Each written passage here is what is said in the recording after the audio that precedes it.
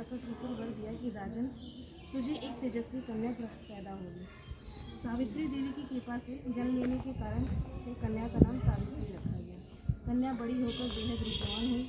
योग वर न मिलने की वजह से सावित्री के पिता दुखी थे। उन्होंने कन्या को स्वयं वर तलाशने भेजा। सावित्री तपोवन में भटकने लगी। वहाँ सर्व देश के राजा धूमसेन रहते थे, क्योंकि उनका राज्य किसी ने छीन लिया था। उनके पुत्र सत्यवान को देखकर सावित्री ने पति के रूप में उनका वरण किया। ऋषिराज नारद को जब यह बात पता चली तो वह राजा अश्वपति के पास पहुंचे और कहा कि हे राजन, यह क्या कर रहे हैं आप? सत्यवान गुणवान है, धर्मात्मा है, बलवान भी है, पर उसकी आयु बहुत छोटी है, वह अल्प आयु है।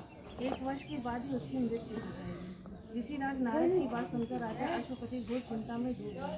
सावित्री ने उनसे कारण पूछा तो राजा ने कहा, पुत्री, तुमने जिस राजकुमार को अपने वर के रूप में चुना है वह अल्प आयु है। तुम्हें किसी और को अपना जीवन साथी बनाना चाहिए। इस पर सावित्री ने कहा कि पिताजी, आर्य कन्याएं अपने पति का एक ही बार वरण करती है, राजा एक ही बार आज्ञा देता है और पंडित एक ही बार प्रतिज्ञा करते हैं और कन्यादान भी एक ही बार किया जाता है।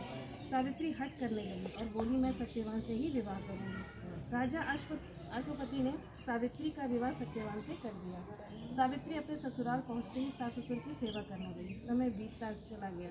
नारद मुनि ने सावित्री को पहले ही सत्यवान की मृत्यु का दिन के बारे में बता दिया था। एक दिन पहले जैसे जैसे दिन करीब आने लगा, सावित्री अधीर होने लगी। उन्होंने 3 दिन पहले से उपवास शुरू कर दिया। नारद मुनि द्वारा कथित निश्चित तिथि पर पितरों का पूजन किया। हर दिन की तरह सत्यवान उस दिन भी लकड़ी काटने जंगल चले गया था। और साथ में सावित्री भी गई। जंगल में पहुंचकर सत्यवान लकड़ी काटने के लिए एक पेड़ पर चढ़ गए। तभी उसके सिर में तेज सा दर्द होने लगा। दर्द से व्याकुल सत्यवान पेड़ के नीचे उतर आए। सावित्री अपना भविष्य समझ गई। सत्यवान के सिर को गोद में रखकर सावित्री सत्यवान का सिर धोने लगी। तभी वहाँ यमराज आते ही थे।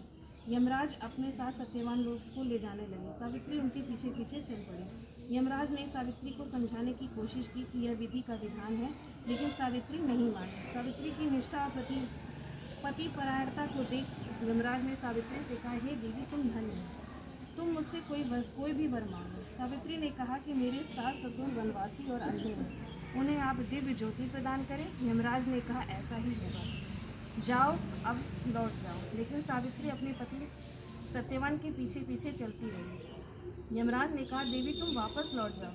सावित्री ने कहा, भगवान, मुझे अपने पति देव के पीछे पीछे चलने में कोई परेशानी नहीं, पति के पीछे चलना मेरा कर्तव्य है। यह सुनकर उन्होंने फिर से उसे एक और वर मांगने के लिए कहा। सावित्री बोली, हमारे ससुर का राज्य छिन गया है, उसे पुनः वापस दिला दें। यमराज ने सावित्री को यह वरदान भी दे दिया और कहा, अब तुम लौट जाओ। लेकिन सावित्री फिर भी पीछे पीछे चलती रही। यमराज ने सावित्री को तीसरा वर मांगने के लिए कहा। इस बार सावित्री 100 संतान और सौभाग्य का वरदान मांगा। यमराज ने इसका वरदान भी सावित्री को दे दिया। सावित्री ने यमराज से कहा कि हे प्रभु, मैं एक पतिव्रता पत्नी हूँ और आपने मुझे पुत्रवती होने का आशीर्वाद दिया। यह सुनकर यमराज को सत्यवान के पास छोड़ने पड़े। यमराज अंतर ध्यान हो गए और सावित्री उसी वटवृक्ष के पास आ गई जहाँ उसके पति का मृत्यु सही पड़ा था।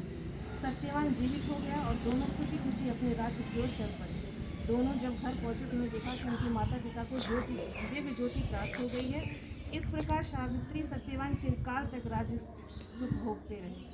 अतः पतिव्रता सावित्री के अनुरूप ही प्रथम अपने सास ससुर का उचित पूजन करने के साथ ही अन्य विधियों को प्रारंभ करें। वट सावित्री व्रत करने और इस कथा को सुनने से उपासक के वैवाहिक जीवन या जीवन साथी की आयु पर किसी भी प्रकार का कोई संकट आया हो तो वो टल जाता है।